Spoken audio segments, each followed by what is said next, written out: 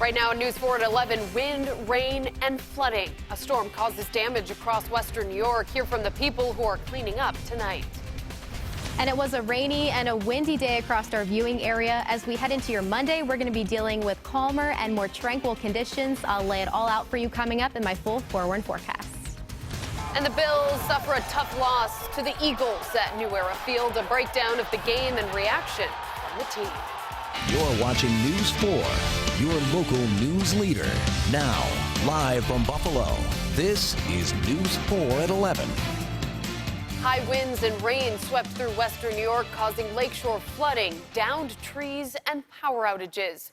News 4's Sarah Minkowitz has a look at the areas that were hit the hardest. Saying it was a windy Sunday in western New York might be an understatement. High winds created high water levels, and in Buffalo caused places like LaSalle Park and the Erie Basin Marina to close to traffic. In Niagara Falls, it brought down this tree on 74th Street. With that comes along tree damage and property damage resulting to houses and maybe cars. Crews say no one was home when the tree fell and no one was injured. In Hamburg, the town's emergency services department spent the day monitoring the weather and any possible damage to people's property.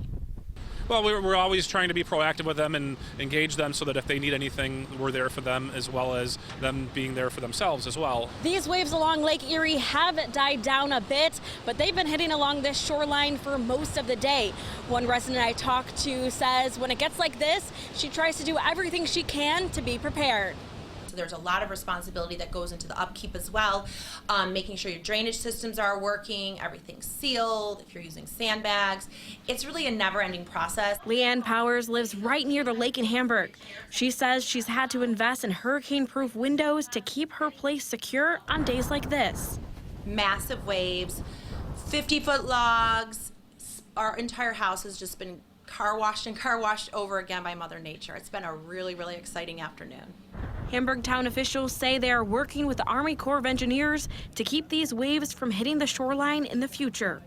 They're working on building a wall because this is a persistent area where waves, when we get winds like this, tend to wash over Route 5. And if it's cold, this becomes a skating rink, and we end up closing Route 5, which isn't obviously an ideal thing.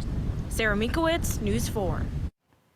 Well, the wind has died down along with that rain, so we'll get a look at your 7-day forecast. Here's 4-1 meteorologist Stevie Daniels. Stevie, it's actually pretty calm out there right now. Oh, yeah. You'll definitely notice a difference if you step outside right now versus, what we dealt with earlier this morning, rather. We actually dealt with wind gusts upwards of 45 to 55 miles per hour this morning, mainly around Buffalo, areas further north, and even closer to the lakeshore. But you'll see right now sustained winds are anywhere from 3 to 18, even 19 miles per hour. It is still feeling a tad bit breezy up towards Albion, Batavia, and even as you head out westward over towards the lakeshore right around Dunkirk, even around Ripley, dealing with sustained winds around 15 to 16. But as we head into the next couple of hours, we're just going to continue to deal with winds really dying out. And that's because this low pressure system, also combined with some moisture from the Gulf, is continuing to track up to the north and east, still impacting most areas in Maine, along with Burlington, Vermont, even portions of New Hampshire, now exiting portions of Massachusetts. As we take a look a bit closer, you'll notice just high pressure moving into the area. So that's why we're looking relatively quiet across satellite and radar across our viewing area and even around the northern tier. We are dealing with some of that extra cloud cover, though. That's going to be the similar case as we head into early tomorrow morning. As we take a look at temperatures across the United States, not really too jealous of the folks up in Bismarck, North Dakota, dealing with a temperature of 26 degrees. Currently, even the folks in Minneapolis hanging on to 38 degrees. So it is feeling much colder the far west you travel out towards the Midwest. Chicago seeing a temperature of 49, but for us here in Buffalo, we are hanging on to 52. As we take a look at the north towns, sitting in the low to mid 50s, and that is a similar case the farther south and west you travel, but we will start to drop down to the 40s, especially around sunrise tomorrow morning. But I am tracking more sunshine and calmer winds as we kick off the work week. I'll have everything you need to know coming up in your full 4-1 forecast. Kelsey? All right, thanks, Stevie. Buffalo police now investigating an early morning crash that killed 2 people. This happened just after 2:30 this morning near Seneca Street and Panoma Place. Police say a 33-year-old man and a 32-year-old woman in a Toyota sedan were hit by a Maserati with 2 people inside. The man and woman in that sedan were taken to the hospital where they later died. Their names have not yet been released. The people in the Maserati were taken to ECMC. They're expected to recover. Charges are pending for the driver of that Maserati. The Genesee Sheriff's Office says a plane crash in Leroy sent a family of 4 to the hospital tonight. Investigators say a single-engine plane had trouble taking off and hit an embankment. The pilot and his family were the only ones on board. All of their injuries are minor. One witness says she saw the plane in the air moments before that crash. Heard a big, big bang, and my husband ran. We thought the roof blew off the trailer or something happened to the trailer. And he just looked up and he says, "Hurry up, call 911. I said, "What's the matter?" An airplane did a nosedive. The FAA and Sheriff's Office are now investigating that crash.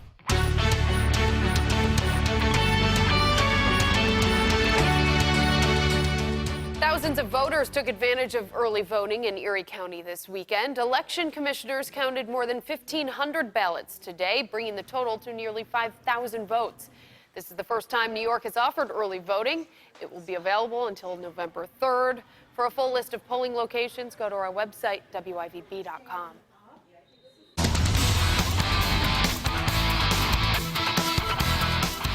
It was a rough afternoon for the Bills. They lost to the Eagles 31-13 at New Era Field. Tough night. News 4's Jenna Harner joins us with a look back at this game. Jenna. Kelsey, much like the weather outside Sunday, this game, it wasn't pretty. A lot of things went wrong offensively and defensively for Buffalo. And when the Bills made a mistake, Philly made them pay. Now, the Eagles were up 3-0 after a field goal early in the second. Josh Allen, he's connecting with Cole Beasley, one of his favorite targets this season, for 14 yards and the score. That's Beasley's second touchdown in as many games. Bills on top 7-3. Later in the quarter, 3rd and 2. Allen on the move, but the ball pops out. Eagles recover with great field position. They punched it in, went into the half up 11-7. Now 2 plays into the second half. Miles Sanders does this. He torches the Bills defense, beats everyone in his path. A 65-yard touchdown put Philly up 17-7. The Eagles ground game put up 218 yards on the afternoon. They win 31-13. Here's Josh Allen after the game about the costly turnover. That's a play that coach puts in my hands, and I got to be better with taking care of the football, and it's just one of those, you got a hat on it, and they made a play when they needed to, and that's one that shouldn't happen. It's one that's in my control that I can't let happen. Momentum. Yeah, it was momentum. Yeah, before half, I think it was 7-3 at that point. And we're thinking, hey, you know, run the ball here. We got a chance. If we get it, we'll go. If not, we'll punt it, and we turn the ball over. So we can't do that. So the Bills fall to 5-2 on the season, but at the end of the day, silver lining, they're 5-2. Coming up in sports in just a little bit, hear more from the team following today's loss. In the studio, Jenna Harner, News 4 Sports. All right, thank you, Jenna. Wildfires continue to burn in California. An update on the Kincade fire and a look at the damage it's leaving behind.